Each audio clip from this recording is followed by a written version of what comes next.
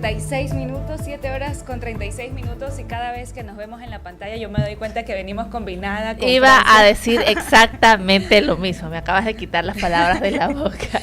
Imagínate, Sí. qué bonito empezar así esta jornada Con estas de martes, coincidencias. buenas vibras, como siempre también haciendo buen match, no solamente dentro de la cabina, sino también fuera, aquí con mi querida Francia Rueda. Sí, chismeamos antes, un cafecito. Deberíamos tener aquí un cafecito para chismear a gusto. Pero sí, bueno, empezamos este día martes con la mejor información y además con un invitado muy especial a propósito del inicio de clases. Tenemos como invitado al doctor Roberto León, pediatra del Hospital de Los Ceibos. Doctor, ¿está conectado? Todavía no está conectado, en todo caso lo anunciamos, él venía desde Noticias y Opiniones, si no es el día de hoy, será entonces el día de mañana, lo podremos reagendar porque es un tema interesante para nuestra audiencia acerca de las enfermedades de los niños y niñas por cambio de clima. No, y eso creo que es muy común. Por ejemplo, yo de chiquita pasaba enferma. De hecho, hasta ahorita siempre tengo alergia y gripes en las mañanas a propósito del cambio climático, pues, ¿no? Tenemos aquí en Ecuador, es igual de ambivalente que en muchas partes, creo. Tenemos de abruptamente cambiar de invierno a verano y eso de alguna forma se sintomatiza en el cuerpo humano. Pero también tenemos como invitada en el transcurso de la mañana a la doctora Lolo Miño. Yo la sigo a la doctora Lolo Miño por Twitter. Es tuitera. Sí, es tuitera, es muy famosa y tiene cosas muy interesantes que decir a propósito de la Asamblea Constituyente. Ella, bueno, es una profesional enfocada en derechos humanos y es interesante porque la discusión que ahora nos tiene todos pendientes, pues, ¿no? Si esta Asamblea Constituyente va a hacer regresión de derechos, no va a hacer regresión de derechos, va a implementar, va a poder modificar derechos fundamentales, y es algo interesante de preguntarle a nuestra invitada del día de hoy. Así es, y eso será dentro de unos minutos. Mientras tanto, les contamos las noticias que tenemos preparadas para ustedes y tiene que ver con el tema político. El Pleno del Consejo Nacional Electoral rechazó con 4 votos a favor el reclamo presentado por el Procurador Común de la Alianza Revolución Ciudadana Renovación Total, RC Reto, Francisco José Estarella Solís, durante la sesión 28 celebrada este 28 de abril de 2025. El procurador presentó un documento de objeción a los resultados numéricos expuestos por el CNE. La objeción fue interpuesta de manera física en la sede del organismo electoral en Quito y también enviada vía correo electrónico. Bueno, ya empieza a sentirse esa polarización, creo que hoy más que nunca, pues no tenemos la primera objeción de lo que se entiende del año en la Asamblea Nacional Ecuatoriana. En todo caso, yo creo que es más temprano que nunca el hecho de que puedan reconsiderar puntos y poder llegar a consensos, porque si no, imagínate, Diana, sería imposible gobernar con esta asamblea tan dividida. Unos necesitan de otros, lastimosamente. Así es. Así también en otras noticias tenemos que otro cambio en la cúpula militar. Pablo Iván Caicedo es el nuevo jefe de la Armada. El presidente Daniel Noboa, a través del decreto ejecutivo 617, cesó a Miguel Santiago Córdoba como comandante general de la Fuerza Naval y lo reemplazó por el vicealmirante Pablo Iván Caicedo en un nuevo cambio que se da en la cúpula militar en los últimos 4 días. Córdoba, Chihab, estaba en este puesto desde la primera semana del gobierno del 28 de noviembre del 2023. El cambio se da con base en una terna presentada por el Ministerio de Defensa el 25 de abril. Noboa firmó el decreto desde Madrid, España, en donde cumple una gira internacional. ¿Qué te parece, Diana, esta noticia? La verdad es que es algo que aún me queda la duda, ¿no? Y yo quisiera, no sé, pues que alguna persona dedicada en estrategia política nos explique por qué cada vez que existe un nuevo cambio, incluso el mismo presidente en funciones vuelve a otro periodo presidencial, tiene estos cambios de jefes de carteras, de la cúpula militar, de la cúpula de la policía también.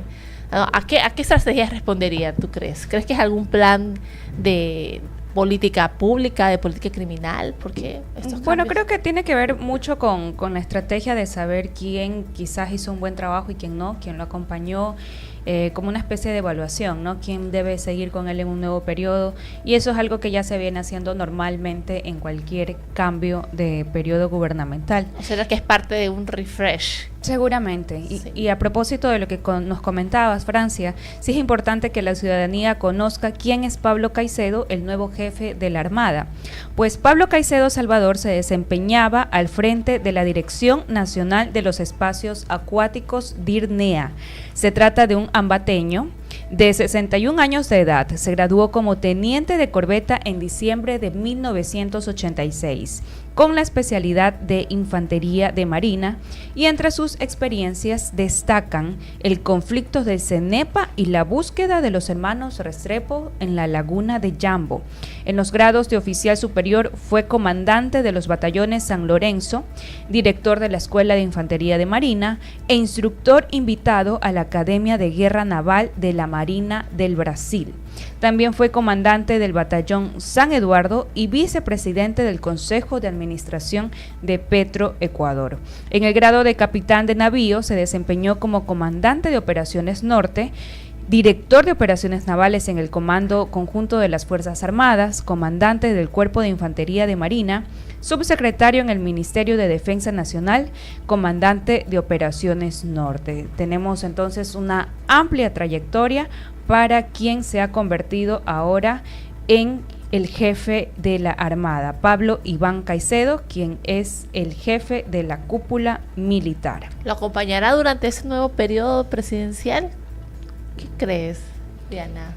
Seguramente. Sí, es porque parte el de la anterior estrategia. sí cumplió con el periodo presidencial. Totalmente. Por lo menos el año. Entonces, es posible. Así también en otras noticias tenemos que Fiscalía archiva caso de peculado en contra de la ex ministra del Interior, María Paula Romo, y su esposo, Iván Granda. Diana Salazar Méndez, titular de la Fiscalía General del Estado, solicitó el archivo de la investigación que se estaba llevando a cabo por el presunto delito de peculado en contra de la ex ministra del Interior, María Paula Romo, y su esposo, el exsecretario anticorrupción de la Presidencia de la República, Iván Granda Molina. La Fiscalía General indicó que el hecho investigado no constituye delito porque no existen verbos rectores contemplados para el delito de peculado, ya que existe documentación pertinente para evidenciar que los viajes se realizaron como parte de asuntos oficiales. Hubo cumplimiento de normas, reglamentos, protocolos de seguridad y una autorización por parte del coronel del policía EM, piloto Byron Aro, en su calidad de comandante del servicio aeropolicial. Existe un informe general en donde consta el examen especial al uso de aeronaves de la Policía Nacional realizado por la Contraloría General del Estado. Miren ustedes, yo recuerdo muy bien que en aquella ocasión era noticia que María Paula Romo, ex ministra del Interior, en la época, si no me equivoco, de Lenín Moreno, junto a Iván Granda, que también era funcionario público en aquella época, utilizaron un avión de presidencia para hacer múltiples viajes. Entonces, obviamente, parte de la queja del conglomerado era por qué funcionarios públicos están usando también instrumentos de alguna forma pagados con dineros públicos, y se abrió una investigación por supuesto peculado. Hoy, luego de varios años después, vemos que la Fiscalía General del Estado ha decidido archivar esta causa en virtud de que estos viajes fueron justificados, fueron hechos por las mismas funciones que cumplían en aquella época la señora María Paula Romo y su esposo Iván Granda. En todo caso, por esclarecer la verdad, está muy bien que Fiscalía haya hecho el archivo si es que no había nada que investigar. Así es, y en el mismo tema político también hay una inquietud, y es cómo va a ser la primera sesión de la Asamblea Nacional, que será dirigida por Anabela Asín. El área de talento humano de la Asamblea Nacional prevé empezar a recibir los documentos habilitantes de los nuevos asambleístas desde el 5 de mayo próximo, es decir, luego del feriado por el Día del Trabajo. Y con eso prácticamente inicia la cuenta regresiva para llegar a la primera sesión del nuevo periodo 2025-2029, que está programada para el 14 de mayo, como establece la Ley Orgánica de la Función Legislativa. En este primer encuentro participarán 151 asambleístas, 14 más de los que tiene la actual asamblea. El incremento se determinó por el aumento de la población de acuerdo con los datos del último censo poblacional. Y estos son los principales momentos y acciones que se deberán cumplir en la primera sesión de los legisladores. Primero, es que de acuerdo con la ley que rige la Asamblea, la primera sesión de periodo no requiere una convocatoria oficial porque está establecido para las 10 horas del 14 de mayo siguiente a las elecciones en las que fueron designados. La normativa también señala que quien dirigirá la primera reunión es el legislador que encabezó la lista nacional más votada. Vamos a hacer una pequeña pausa dentro de lo que estamos hablando para poder dar paso a Jorge García, quien es nuestro reportero desde Exteriores. En Noticias 96, reafirmamos nuestro compromiso con la verdad y la inmediatez. Llevamos la información desde el lugar donde se genera, con el reporte confiable de Jorge García. Noticias desde Exteriores al aire. Nos encontramos acá en las calles 29 y Vilacú, donde la Policía Nacional está investigando el crimen de una mujer de aproximadamente unos 30 años. Según hemos conocido, la víctima se encontraba sentada en la parte externa de su vivienda cuando llegaron unos tipos y les comenzaron a disparar. Los moradores, al escuchar los disparos, salieron para ver y se dieron cuenta que la señora se encontraba sin vida. Trataron de una u otra manera de llamar a una ambulancia para darle los primeros auxilios, sin embargo, los esfuerzos de sus vecinos fueron en vano. Hemos dialogado con algunos moradores y nos han comentado que desconocen los motivos por los cuales esta señora fue asesinada acá en esta calle oeste de Guayaquil. Sin embargo, la Policía Nacional está ya investigando y aparentemente se podría presumir que el hecho se trataría de una venganza. Los agentes de la DIMANSER están analizando las diferentes cámaras que están ubicadas acá en este punto, tratando de ubicar la motocicleta en donde estos individuos se movilizaban. Es lo que hemos tratado de conversar con los moradores, porque los familiares no han querido emitir ningún comentario. Hemos oficialmente conocido que tienen algún tipo de represalia si ellos denuncian este hecho, compañeros. ¿Qué tal? Son las 7 horas con 48 minutos y acabamos de escuchar el último reporte que tiene Jorge García desde Exteriores, donde nos reportaba acerca del asesinato de una mujer de aproximadamente 30 años. Entonces, las autoridades están actualmente investigando las razones por las cuales se habría producido este hecho lamentable. Recordemos que nos indicaba nuestro compañero Jorge García que estaba ella fuera de su vivienda cuando ocurrió un asesinato al estilo sicariato. Más información acerca de este reporte las tendremos en nuestras próximas emisiones de Voces y Opiniones. Son las 7 horas con 49 minutos, y tenemos ya conectada a nuestra entrevistada de esta mañana. Se trata de la abogada María Dolores Miño, quien es abogada especializada en Derecho Constitucional y Derechos Humanos. Ella está ya en línea aquí en Voces y Opiniones, cuando son las 7 horas con 49 minutos. Abogada, ¿qué tal? Buenos días. ¿Sí nos escucha? Buenos días, muchísimas gracias por la invitación. Les escucho fuerte y claro. Muchas gracias, abogada. Gracias por estar aquí en este espacio Voces y Opiniones. Hemos estado hablando, haciendo como una especie de campaña informativa en lo que respecta a la Asamblea Constituyente, abordándolos desde diferentes puntos de vista. Y en este sentido, con usted, abogada, nos gustaría poder ampliar esa parte de derechos, ¿no? De eso que tanto se podría tocar, afectar desde su punto de vista, abogada. ¿Cuáles serían entonces esos puntos importantes que la ciudadanía debe saber respecto a una asamblea constituyente y en cuanto también a los derechos ciudadanos? A ver, lo primero que creo que es importante discutir es la necesidad de la vía de la Asamblea Constituyente como un mecanismo para resolver los problemas del país. Básicamente lo que se está diciendo es que las cuestiones que tienen que ver con inseguridad, las cuestiones que tienen que ver con delincuencia, con falta de empleo, etcétera, etcétera, están directamente relacionadas a la Constitución.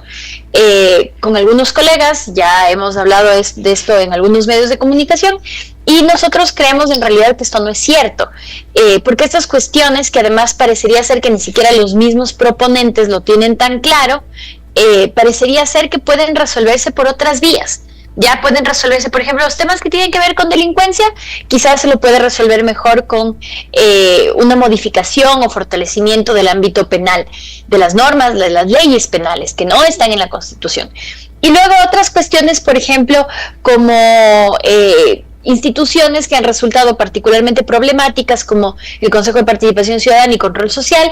Ya lo ha dicho la Corte Constitucional una gran cantidad de veces, que se pueden hacer modificaciones por vía de reforma constitucional, que es un mecanismo de menor intensidad, si se quiere, en cuanto a la rigurosidad de los cambios que se van a hacer. Yo lo explico de manera que, para que la ciudadanía entienda, cuando hablamos de una asamblea constituyente, lo que estamos diciendo básicamente es que vamos a refundar la patria. Que el Ecuador que hemos venido sacando adelante los últimos 10 años deja de ser tal y hacemos todo desde cero. Esto es el equivalente a que si usted está viviendo en una casa por 10 años, su familia está acostumbrada a vivir en esa casa, quizás lo que hay es que tenga la pared un poquito descascarada, quizás los pisos están levantados, pero en esos escenarios usted no bota toda la casa y vuelve a construir otra casa, ¿no es cierto? En esos escenarios lo que hace es pintar la pared, agarrar la fallita, corregir la falla en el piso, ¿no es cierto? Entonces, solamente para ponerlo en términos muy didácticos, lo que se propone no es que usted tumbe la casa, porque botar su propia casa y volver a construir una casa resulta costosísimo, resulta súper largo, y además, si usted construye una nueva casa, nadie le garantiza que en esa nueva casa no tenga que algún rato pintar la pared, no tenga que algún rato hacer correcciones, ¿no es cierto? Discúlpenme lo didáctico de mi ejemplo, pero necesito que se entienda lo grave en el sentido de lo fuerte que es hacer una asamblea constituyente. No, muy buenos días, les saluda Francia Adler. Yo soy fiel seguidora, lo dije en el segmento anterior, fiel seguidora de Lolo Miño, para que la sigan en Twitter. Sí, justamente ayer también entrevistamos a la doctora Jimena Ron, y ella también estaba en sintonía con usted, diciendo que habían otras vías alternativas a hacer estos cambios, ¿no?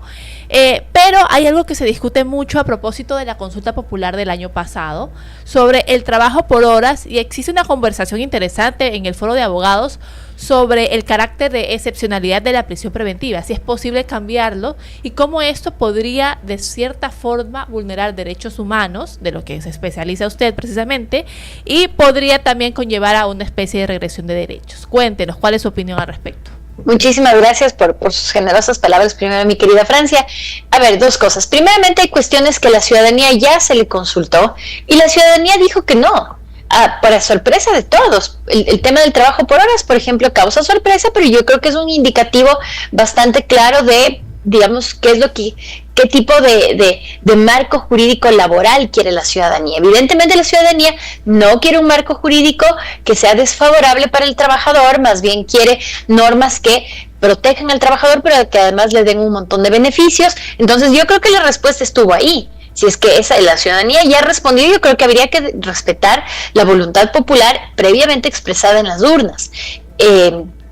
Esto por un lado. Por otro lado, hoy por hoy, creo yo, al menos en la academia y en la doctrina alrededor del derecho constitucional y del tema específico de reformas y modificaciones constitucionales, creo que todos los que nos dedicamos a esta materia, y no me refiero solamente en Ecuador, estoy hablando alrededor del mundo, entendemos que hay límites incluso al poder fundacional de una constitución. A pretexto de refundar la patria, o mejor dicho, la situación de refundación extrema de un país a través de una constituyente, incluso este ejercicio de máxima democracia no está desprovisto de límites, es decir, no se puede hacer lo que a uno le dé la gana. Lo que se tiene que hacer es hacer estas modificaciones constitucionales siempre dentro de una cancha, de un contorno, de unos límites que son lo que nos da los derechos humanos. Entonces aquí tenemos dos principios que son importantísimos. Es el principio de progresividad y el principio de no regresividad. Cuando hablamos de progresividad nos referimos a que el Estado siempre tiene que propender a ampliar el marco de protección de estos derechos que ya tenemos en este momento, y sobre todo una prohibición expresa de no retroceder, de no contraer el paraguas de protección que ya nos ha dado, salvo situaciones muy excepcionales donde aquello amerite. Y esa posibilidad de contracción de los derechos, de reducción de derechos, la Corte Interamericana, por ejemplo, lo ha reconocido en temas de derechos económicos y sociales, que son aquellos en el ámbito al menos de estos derechos que son o que le generan gastos al Estado. Por ejemplo, les pongo un ejemplo, en la pandemia la Corte Interamericana sacó algunas directrices donde decían es que es evidente que en un contexto tan adverso, económicamente tan complicado, el Estado ya no va a poder proveer con la misma frecuencia, intensidad, cantidad que ha venido haciendo. Entonces, en estos casos, la regresividad se justifica y se entiende. Pero no cabe regresividad, hoy por hoy, en el ámbito de los derechos civiles y políticos que al Estado no le generan ningún tipo de gasto a la hora de garantizarlos y respetarlos. El tema de la prisión preventiva, además, mis queridas periodistas, no es algo que surge ni de la Constitución de 2008, porque además nos han creado toda esta idea de que la Constitución del 2008 se inventó un montón de cosas folclóricas que no es así. A ver, la prohibición de la prisión preventiva, perdón, la obligación de la prisión preventiva como una medida de carácter excepcional, que solo tiene que ponerse en última ratio, en los casos más peligrosos, que no es que no se puede poner prisión preventiva, es para los casos más peligrosos. Es un estándar que viene existiendo en el sistema interamericano hace años, pero que en muchos países ya se lo ha venido construyendo. O sea, esto no es una invención nuestra. Entonces, si nosotros despreciamos lo propio, porque parecería ser que ese es el relato, y decimos vamos a adoptar otras cosas, pues miren las constituciones de todo el mundo. En todo el mundo, la Corte Europea de Derechos Humanos, incluso en Estados Unidos, la prisión preventiva siempre es una medida de última ratio, siempre es una medida de carácter excepcional, y lo que se privilegia siempre es el principio de presunción de inocencia. Entonces, las modificaciones constitucionales, hoy por hoy, quienes nos dedicamos a estudiar derecho constitucional, sabemos que tienen límites, y esos límites están precisamente en el derecho, en los derechos humanos y en el principio de no regresividad. Incluso con la autorización, con la autoridad y fuerza que tiene una asamblea constituyente para refundar la patria, esa refundación no se podría hacer por fuera de los contornos que nos dan los derechos humanos, ni peor podría ser, que es lo que yo me temo, sospecho, mucho menos podría ser una excusa para generar una situación de extrema regresividad en materia de derechos, pero no solamente de derechos, sino también de garantías, de los mecanismos judiciales que existen en el ordenamiento jurídico para protegernos. Y eso sí es algo que yo creo debemos proteger, porque nos ha costado muchísimo, no nosotros como país. Estas son conquistas de la humanidad, estas son conquistas de la civilización occidental. Lograr, por ejemplo, en el siglo XIII, en Inglaterra, que un rey permita que exista una figura de habeas corpus para que los reyes no abusen de su poder y priven arbitrariamente de la libertad a la gente, es algo que con las siguientes generaciones tenemos que asegurar. Y el hecho de que en el siglo XVIII, en la Revolución Francesa, haya tenido que decapitarse a no sé cuántas personas para lograr una construcción de una carta de derechos mínimos que son frenos al poder abusivo del Estado, es algo que no nos inventamos nosotros en 2008, es algo que se inventó en 1789, y mucho antes de eso, en la Constitución de los Estados Unidos, en 1776, ya se hablaba de las garantías del debido proceso en la enmienda 14. Entonces, no es que lo que yo quiero que entiendan quienes nos escuchan, porque nos han lavado el cerebro y nos han dicho que esta es una constitución correísta y que estas cosas son correístas. En realidad, pero por favor hay que saber un poquito de historia. Por favor, veamos la historia de los Estados Unidos. En 1778 ya se hablaba del derecho a la libertad personal. Abogada, se hablaba entonces, del principio de presunción de inocencia. Disculpe que la interrumpa, abogada. Tenía una consulta. Entonces, justamente también se hablaba acerca de retirar a los privados de la libertad, por ejemplo, dentro del grupo de atención prioritaria. Entonces, en concordancia con lo que estamos dialogando, esto tampoco tendría cabida, ¿no? Porque también sería una regresión de derechos. Aunque podría ser discutible porque esto le generaría un costo al Estado, aunque aquí estamos con la doctora que nos explique si podría o no podría hacerse esto de quitar a los privados de la libertad como grupo de atención prioritaria. La pregunta que yo siempre me hago es ¿para qué? O sea, ¿qué ganamos? Y les pregunto a ustedes porque quizás saben, porque yo he escuchado mucho de hay que quitarles a los privados de la libertad su estatus de grupo protegido, de grupo vulnerable, pero yo les pregunto a ¿ustedes han escuchado cuál sería la ganancia de eso? O sea, ¿qué vamos a ganar con eso? Yo no he escuchado. ¿Qué se propone con eso? Porque además no es una cuestión de lo que nosotros digamos en nuestra Constitución. Nosotros podríamos poner adobes en nuestra Constitución, que nosotros no cambiamos teorías jurídicas que ya existen a nivel mundial y que ya están profundamente asentadas. O sea, nosotros podremos decir misa, pero resulta que hay toda una comunidad internacional que ya desde hace varias décadas se ha puesto de acuerdo en eso. Entonces, si nosotros lo cambiamos, lo que vamos a hacer es caminar hacia ser parias en la comunidad internacional, no sé si queramos. Pero no hablemos de eso porque quizás haya personas que me escuchen y digan, ya, pero los delincuentes tienen que ser condenados. Por supuesto, el tema de la seguridad ciudadana es un tema cardinal en materia de derechos humanos. Es un mecanismo efectivo para respetar y garantizar derechos humanos por parte del Estado. Nadie, desde la lógica de los derechos humanos, no hay contradicción en una seguridad ciudadana oportuna, fuerte, de una fuerza pública dotada adecuadamente de insumos de entrenamiento, no se contradice porque eso es una garantía para cuidar nuestros derechos a la vida, a la propiedad, a la integridad personal, por un lado, ¿no es cierto? Pero la siguiente pregunta es, bueno, digamos que les quitamos a los privados de libertad su estatus de personas especialmente protegidas. ¿Cuál es la finalidad de eso? Y además que es una quimera. No les vamos a dar de comer. O sea, ¿cuál es la finalidad? Para no darles de comer, eso no se puede hacer. Claro. Para torturarles, no se puede hacer. Que finalmente eso ha sido más o menos letra muerta, porque en la realidad los privados de la libertad, la población carcelaria nunca ha pertenecido a un grupo de atención prioritaria. Cuando se piensa en eso, directamente viene el imaginario de las personas el modelo de El Salvador respecto al trato que tienen los privados de libertad, que ya también se ha hablado pues que es un tema que está en contra de los derechos humanos, pero que eso pueda suceder en Ecuador pues tiene todavía que pasar muchas vías legales, entendemos, y por supuesto pues también hay un análisis mucho más profundo que hacer al respecto. Y además tenemos que tener en cuenta que el contexto histórico de El Salvador, con el conflicto armado interno que tuvieron, que nosotros no tuvimos, con la forma social de construcción de las maras, no es lo mismo que nosotros. Entonces, ¿por qué nosotros recurrimos siempre a copiar fórmulas de otros países cuando tenemos una constitución que ha sido preciada, aplaudida en Europa, en África, en Estados Unidos, en varios países de la academia? ¿Por qué queremos copiar un modelo que responde a un contexto histórico que no es el nuestro? Sí es verdad que nosotros estamos atravesando, eso es innegable, ¿no? Una situación de crimen organizado que exige una respuesta de Estado, pero creemos nuestra propia respuesta. ¿Por qué tenemos que copiar un modelo que no es el nuestro? Más allá de las críticas que se puede hacer al modelo de Bukele, que es un modelo que desde la lógica de los organismos internacionales de derechos humanos ya se ha dicho que es anticonvencional totalmente. Pero digamos, mucha gente dirá, sí, será anticonvencional, pero es efectivo. Ok, es efectivo, pero construyamos nuestro modelo efectivo nosotros también.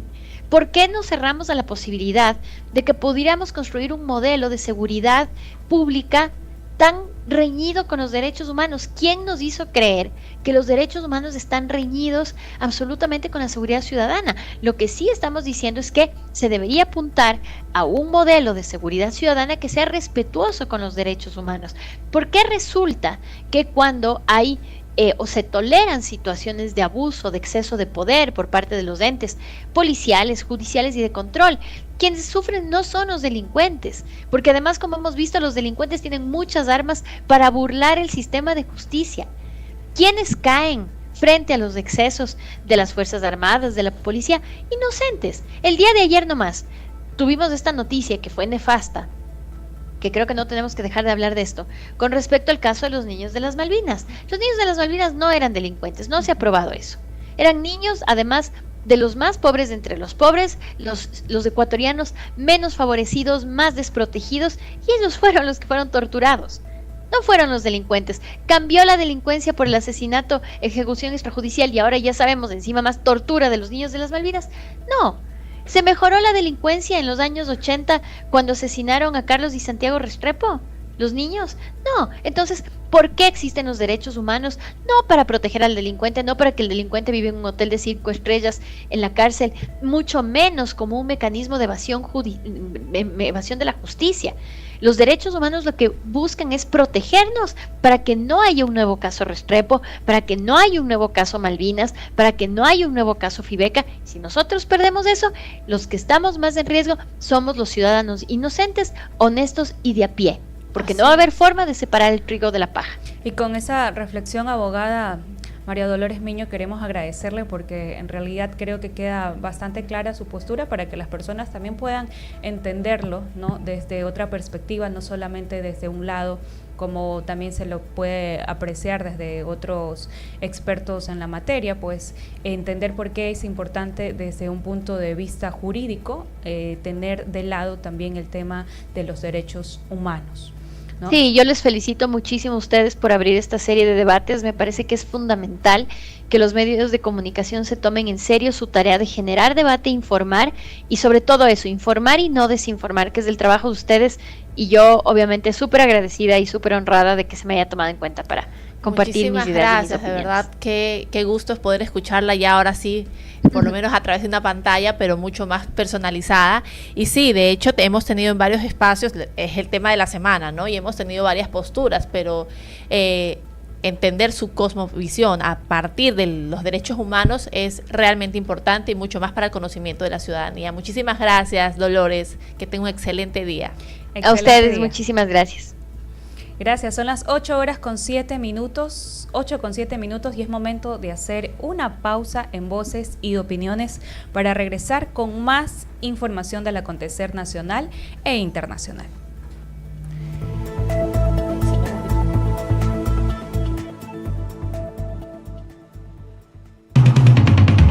La información con un contexto inigualable y diferente. Voces y opiniones de nuestro entrevistado del día. Voces y Opiniones, el segmento de entrevistas y análisis de Noticias 96. La comunidad educativa es una de las prioridades para el gobierno del Nuevo Ecuador y seguimos trabajando en la seguridad de nuestros estudiantes para que puedan asistir a clases en total tranquilidad. Estamos preparando todo para el regreso a las aulas de los 2.4 millones de niños, niñas y adolescentes del ciclo escolar Costa Galápagos y tenemos listos los planes para ello. Desplegaremos durante todo el mes de mayo 12.719 servidores policiales que darán custodia al ingreso y salida de las instituciones educativas. Se realizarán operativos además de un trabajo de inteligencia para evitar delitos en estas zonas y se hará una revisión permanente de las cámaras de vigilancia para garantizar su correcto funcionamiento. Y en coordinación con el Ministerio de Educación, también se ejecutarán medidas para proteger a los estudiantes. Una de estas medidas es el programa Comunidades Educativas Seguras y Protectoras, el cual ya ha dado como resultado la reducción del 30% de eventos peligrosos en las instituciones de formación. Se han capacitado alrededor de 56.336 docentes para el fortalecimiento y abordaje de riesgos psicosociales de los estudiantes, garantizando entornos positivos para los niños, niñas y adolescentes. Además, se implementó el botón Responde Edu, en coordinación con el ECU 911, con lo cual se estableció un canal directo para el reporte de emergencias escolares. También se realizaron 4.000 capacitaciones de evacuación y respuestas ante emergencias en escuelas y colegios priorizados. Todas estas medidas del Ministerio del Interior y de Educación garantizan para nuestros estudiantes mejores ambientes para que puedan dedicarse a lo más importante, aprender. El gobierno del Nuevo Ecuador siempre pensando en el futuro del país. Cambiamos la energía en tu carro y en tu hogar, con la fuerza que te impulsa, nada te puede parar. Cambiamos la energía, siente el poder vibrar. Baterías Ecuador. Cambiamos de energía para cambiar vida. Que nada detenga tu camino. Baterías Ecuador. Adquiéralo en su distribuidor de confianza a nivel nacional. Cambiemos de energía. Después de un accidente de tránsito, cada minuto es crucial para las víctimas. Por eso, usa tu celular para solicitar ayuda. Siempre cede el paso a los bomberos. Si existe una herida externa, ejerce presión para evitar la hemorragia. En caso de lesiones graves, espera la asistencia de paramédicos o personal de rescate. Cuida tu vida, conduce con precaución y actúa a tiempo. La prevención es la clave. Este es un mensaje del Benemérito Cuerpo de Bomberos de Guayaquil. Esta es 96.9.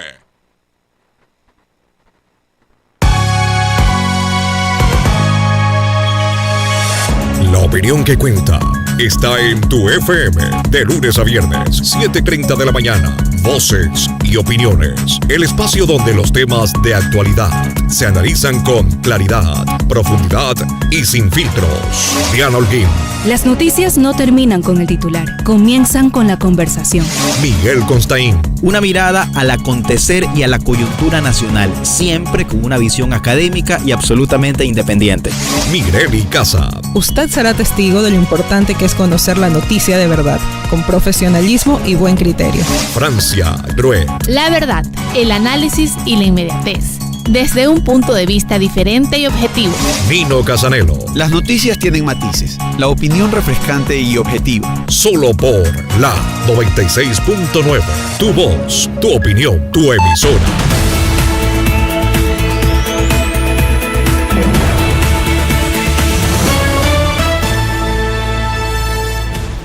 Volvimos después de esta pausa comercial y tengo una recomendación para hacerle a toda nuestra audiencia, y es que si estás cerca de un accidente, enciende las luces de parqueo y ubica el vehículo en un lugar seguro para no obstaculizar y dar acceso a los organismos de socorro. Este es un consejo del Benemérito Cuerpo de Bomberos de Guayaquil. Son las 8:12, amigos oyentes de la 96.9 FM y de este su espacio Voces y Opiniones, y queremos recordarles que estamos transmitiendo en vivo a través de la señal de Facebook y YouTube. Ahí nos encuentran como @la 96.9 FM.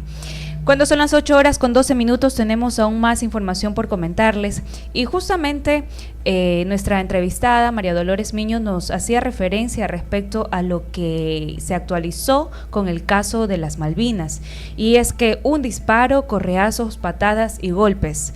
Los 4 de las Malvinas sufrieron múltiples agresiones previo al crimen.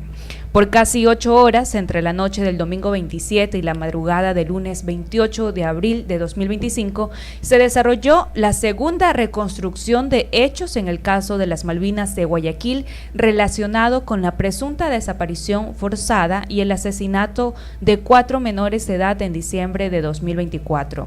La diligencia, realizada en 3 puntos, en Durán, en el peaje de la vía Durán-Tambo, y en un sector rural de Taura, ubicado en Naranjal, Guayas, reveló nuevas versiones que comprometen aún más a los 16 militares de la Fuerza Aérea Ecuatoriana procesados por esta causa. 4 de los 16 militares imputados revelaron detalles de las múltiples agresiones que sufrieron los 4 niños antes de su asesinato.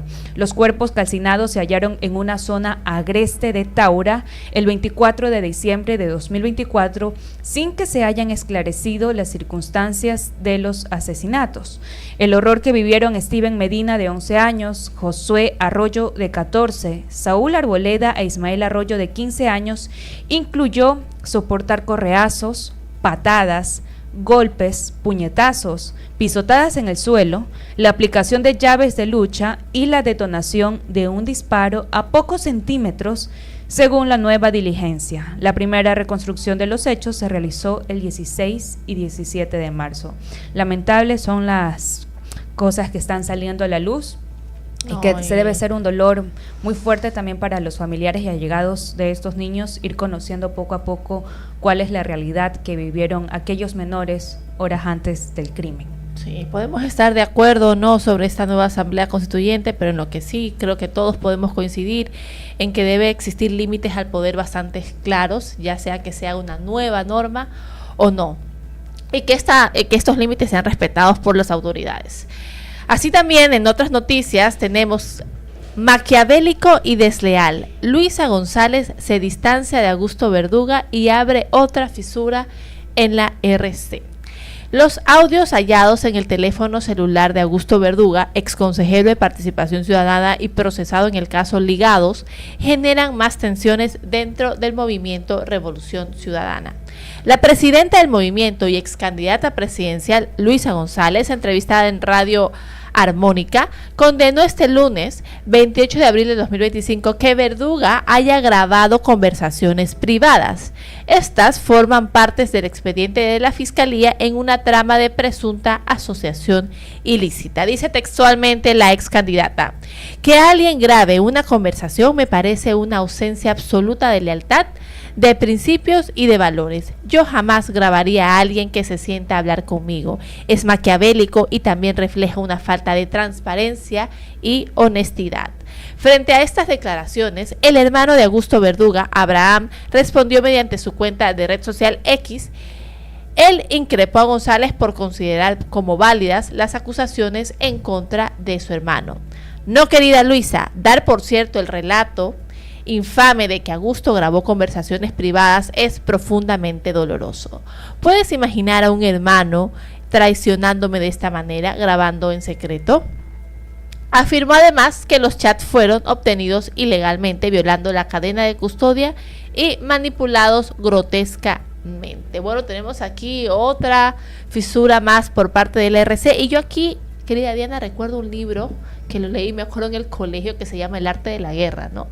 Que precisamente el poder contraatacar a otro bando, a otro equipo, no necesariamente significaría su ausencia, sino hay que esperar en el momento en el que el otro bando internamente empiece a presentar fisuras. Esto es importante porque vemos que el quebrantamiento de este movimiento, que ha tenido bastante popularidad en el margen ecuatoriano, está teniendo ya su declive, y no su declive por ataques de otros partidos políticos, sino por los conflictos internos dentro de este mismo grupo. Y eso es importante también de revelar. ¿Qué opinas? ¿Tú estás de acuerdo en que sean grabadas las conversaciones? ¿O crees que sí es un poquito? Lo malo es que se filtre, porque de ahí, o sea, si hay confianza dentro de tu equipo de trabajo, independientemente si es político o no, pues eso ya debería ser como un tema de lealtad, pero ya en el momento de que hay filtración, pues ya se sabe pues que no son los elementos adecuados, no son personas de confianza. Así que probablemente esto para ellos les quedaría de lección y quizás cambiar un poco esa metodología de trabajo. Porque en todo caso, el hecho de que Luisa González lo haya expresado en un medio de comunicación está afirmando la existencia de estas conversaciones. O sea, esas conversaciones de que son reales, ¿no? Ahora eso está en discusión de que si es permitido grabar o no grabar. Bueno, pues eso quedará también a manos de Fiscalía, que es la encargada de investigar. Así es, son las 8:18 y tenemos noticias de Crónica Roja aquí en Voces y Opiniones. Una pareja fue baleada en una vía que conduce a la playa rural La Tiñosa en Manta. El hecho dejó un hombre fallecido y una mujer gravemente herida. Según los primeros detalles del suceso, la pareja, cuyas identidades no han sido reveladas, pero se estima que no superan los 28 años, fue baleada en plena carretera en una zona alejada del centro urbano de Manta. Además, un operativo en el centro de Manta, cerca del centro comercial, culminó con la aprehensión de Brian M., de 24 años de edad, señalado como presunto responsable de intento de robo bajo la modalidad sacapintas. El hecho se desencadenó en una persecución vehicular, un atentado contra la vida de un agente policial y daños materiales a una motocicleta policial y a un vehículo particular. En tanto, en medio de un operativo, uniformados lograron detener a un sujeto de 32 años que llevaba en su mochila una gran cantidad de marihuana. El coronel Wellington Granda, el coronel Wellington Granda detalló que la Policía Nacional realizó varias intervenciones en la avenida Portete, luego también de que se realizaran pues varios hechos delictivos y que allí se lo pudo detener. Por otro lado, también hay una noticia acerca de cocaína, querida Francia. Así es, mientras que unos 250 kilos de cocaína que estaban impregnados en cajas de cartón que contenían piñas fueron decomisados este lunes 28 de abril en el puerto de Guayaquil. Este cargamento iba con destino a España, según anunció en un comunicado de la Policía Nacional. Se detuvieron a 2 personas presuntamente implicadas en este hecho.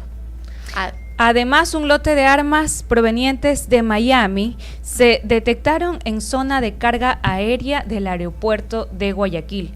Las armas venían vía courier procedentes de Miami. El armamento estaba camuflado en parlantes. Cada vez se hace más ingenioso el camuflaje de la droga. Ahora estaban camuflados en parlantes. Y bueno, hay tantas formas que se idean estas personas. Claro, yo creo que igual es un riesgo, porque con tanta tecnología que hoy cuentan los aeropuertos, tratar de contrabandear armas me parece totalmente desatinado y además que es un delito. Así es, bueno, mi querida Diana, la verdad es que hemos tenido una conversación súper interesante, seguimos hablando de la Asamblea Constituyente y seguramente vamos a seguir hablando a lo largo de esta semana, por lo menos hasta que se concreten estos planes. Pero yo te quiero preguntar, a ver, hasta ahora, ¿qué está ganando? ¿Estás a favor o estás en contra?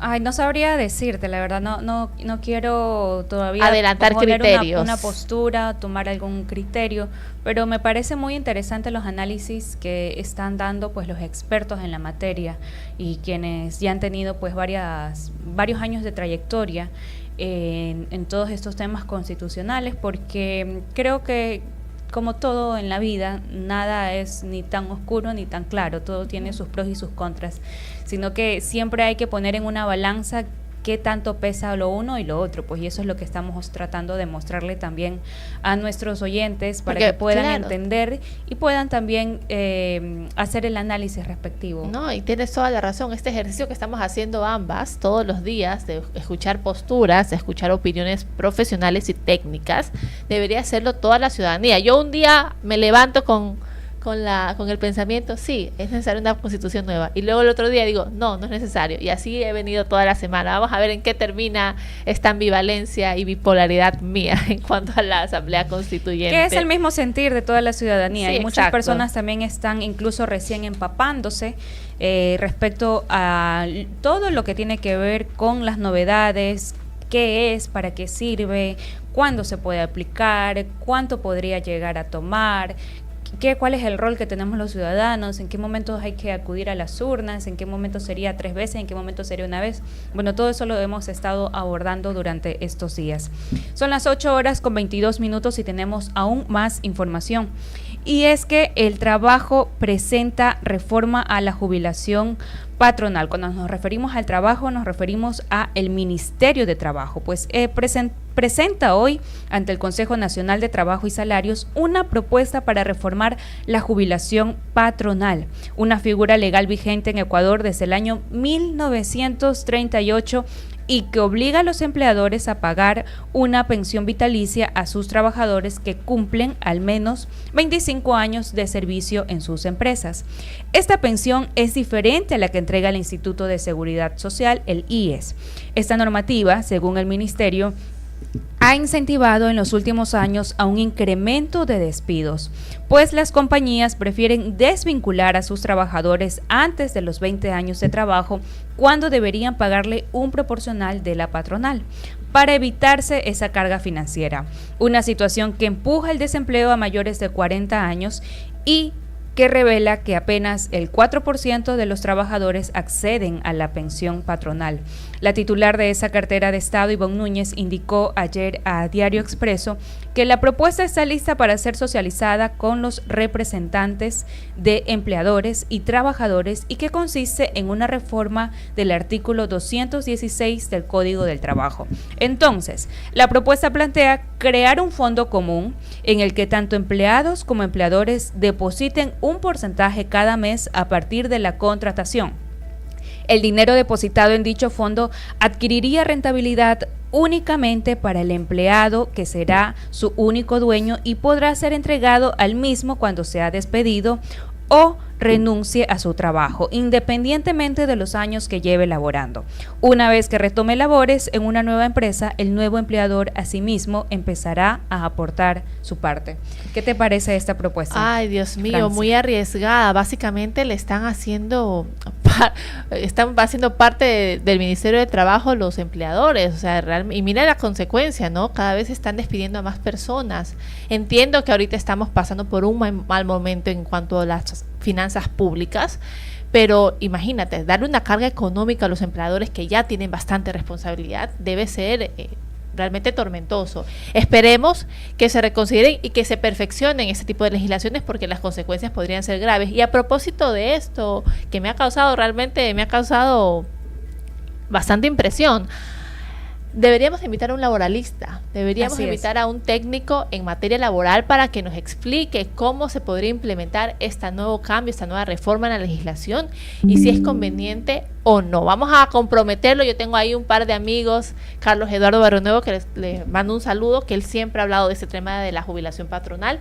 Y es muy necesario escuchar un criterio técnico en este espacio, su favorito. Sobre todo porque ya hay una propuesta de parte del Ministerio de Trabajo, una propuesta clara en donde se pretende pues el aporte directo de los empleados para crear un fondo común, como una especie de ahorro a largo plazo. Y bueno, aquí el desafío también es ponerse de acuerdo, porque ahora el Ministerio espera acordar entre los gremios de empresarios y de trabajadores el porcentaje de aportación de fondo. Y pues eso le correspondería a cada uno en caso de cristalizarse la reforma. Esto es un tema que aún se debe seguir tratando porque recordemos que esto es algo que data de 1938 y que actualmente pues ya se ha encontrado una especie de maña de parte de los empleadores para no llegar a cumplirlo. Entonces, hay personas de más de 40 años que se quedan sin empleo y no pueden gozar de ese beneficio. Y pues lo que se espera pues es que finalmente haya ese aporte y que puedan contar con esa retribución económica. Entonces, no estaría de más tener aquí también en este espacio a un analista laboral que pueda comentarnos acerca de estas estrategias. Claro, y qué tan aplicable podría ser. Correcto.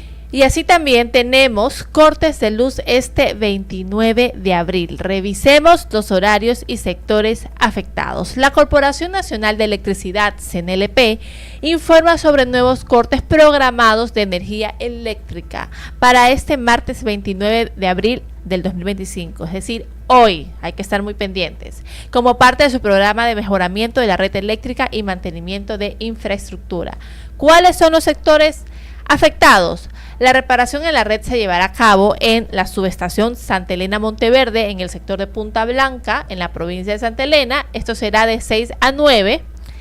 Así también en Guayaquil, en el sur de la ciudad, de 9 a 12, varias manzanas de las cooperativas, César Sandino 1 y 2 y Reina del Quinche. Y esos serían los cortes programados expuestos por CNLP. Así que ya saben, a revisar si estamos cerca de esos sectores, tenemos que revisar los cortes para evitar cualquier situación irregular. Y a propósito de los apagones, recordemos que el día de ayer hubo un apagón masivo en España y el operador de red eléctrica de España descartó que el gran apagón de este lunes 28 de abril dejó sin electricidad a buena parte del país haya sido causado por un incidente de ciberseguridad en sus instalaciones. Tras analizar el apagón, la red eléctrica concluye de forma preliminar que efectivamente no ha habido ningún tipo de intrusión en el sistema de control que pudiera haber ocasionado el incidente. En una conferencia de prensa, el director de servicios a la operación de red eléctrica, Eduardo Prieto, ha detallado que el gestor eléctrico ha identificado 2 pérdidas de generación independientes previas al corte de suministro. Según explicó, es muy posible que la generación afectada pueda ser solar, aunque reiteró que las conclusiones son preliminares y pidió que se eviten las especulaciones sobre el origen de este apagón inédito que ocurrió en España. Así es, y bueno, con estas noticias culminamos el programa. Cada vez se me va más rápido el programa. Sí, y de verdad, y cada vez... una hora será que lo planteamos. Solo después tenemos que tener nuestro segmento de horóscopo, ¿no? Porque los días viernes o el fin de semana. No, el fin de semana no trabajamos, pues amiga. Bueno. No nos hagas esto. Pero sí, bueno, con esta y más información nos esperamos mañana. Para finalizar nuestro gran programa Voces y Opiniones, vamos a dar una última recomendación. Si estás en un accidente en moto, no le retires el casco al conductor, ni intentes retirar objetos incrustados. Este es un consejo del benemérito Cuerpo de Bomberos de Guayaquil. Uy, bueno saberlo, porque yo sí haría eso, la verdad. Sí, son recomendaciones muy válidas las que tenemos que contarles aquí en la 96.9 FM respecto a lo que nos trae el Cuerpo de Bomberos de Guayaquil, porque son situaciones que, bueno, uno no las puede decir hoy sí va a pasar, hoy no voy a pasar, no voy a ser parte de eso, y qué mejor pues que en vez de ayudar, pues a veces estamos perjudicando, entonces sí, mejor saberlo, así que muy válida estas recomendaciones. Y adicional también quiero comentarles que estamos 29 de abril y hasta mañana 30 se desarrolla el Cyber Day en Ecuador, en donde más de 40 marcas y comercios participan de manera virtual con sus ofertas de hasta el 70%, y este es un evento organizado por la Cámara Ecuatoriana de Comercio Electrónico. Es la edición número 22 que se realiza en la plataforma de cyberday.es, y pues ahí se ofertan diferentes tipos de promociones que van desde textiles, moda, belleza, electrodomésticos, pasajes, y es una buena noticia también para el sector de comercio, para dinamizar y aprovechar pues esta tendencia pre-Día de las Madres y también por la temporada escolar. A comprar el regalito con tiempo y aprovechando el Cyber Day que nos ofrece la Cámara de Comercio. Y con esto nos despedimos, nos vemos mañana a partir de las 7:30 en su programa favorito, Voces y Opiniones, con Diana Holguín y Francia Adret. Gracias, hasta mañana amigos, nos encontramos en su punto de encuentro con la verdad.